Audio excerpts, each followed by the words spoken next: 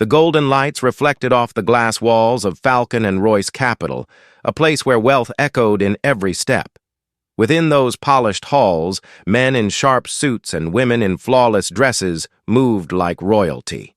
Their conversations were filled with numbers, power, and ambition.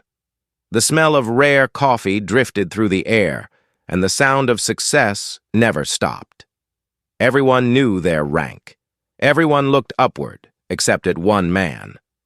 Edgar Milton wore a dull gray uniform. He pushed a cleaning cart quietly through the marble corridors, always early, always calm. No one asked his name. No one cared about the man who wiped their mess or swept their crumbs. They saw him as invisible, a background figure in their glamorous lives. Young analysts made fun of him. Some spilled drinks just to see him bend down and clean. One executive dropped reports every day, laughing as Edgar picked them up in silence. They whispered jokes about his age, calling him the ancient ghost. But Edgar never spoke. He nodded politely, cleaned carefully, and walked away with quiet dignity. At night, when the building emptied and lights dimmed, Edgar walked slowly through the offices.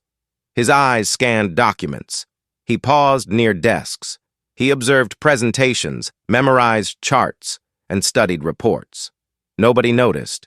Nobody thought the janitor could read numbers or understand corporate language. But Edgar knew far more than they imagined.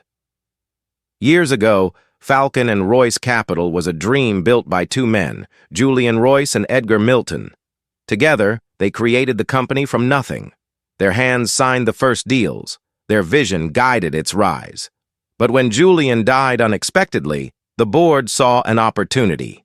They forced Edgar out. Using clever clauses and tricky legal moves, they reduced his ownership. His name vanished from the office walls. His achievements faded into shadows. No lawsuit followed, no angry press conferences. Edgar disappeared from headlines, but he did not vanish. He returned under a new name. As a janitor, he watched the empire he helped create. He witnessed waste, arrogance, and secrets. And he waited. For 3 long years, Edgar collected details: who lied, who cheated, who signed without reading. He followed the paper trails, used silent companies, and bought back what was once his. Piece by piece, he regained control, hiding his moves behind walls of confidentiality and fake owners. Then came the morning no one saw coming. The elevators opened. Edgar walked out, not in his gray uniform, but in a tailored navy suit. His white hair was combed neatly. Beside him stood lawyers holding files. Cameras captured the moment. Employees started. Whispers grew into silence. He stood tall in the lobby.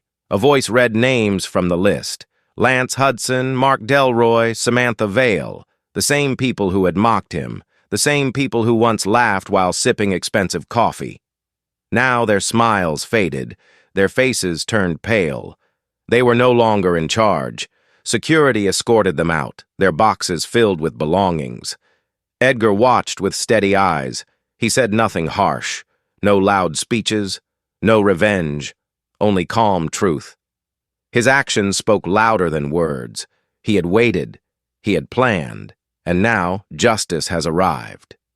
People gathered in disbelief. Some clapped. Some wept. Most simply stood frozen. The janitor had become the owner. The overlooked had become the leader. Falcon and Royce Capital was his again. And he never raised his voice.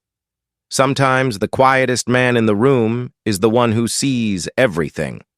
Sometimes the person you ignore holds the key to your future. Never underestimate the strength of patience. Never judge a man by the uniform he wears. What a powerful lesson this story teaches us. If this moved you, leave a like, share the video, and subscribe for more stories that inspire and surprise. More incredible truths are coming. Stay tuned.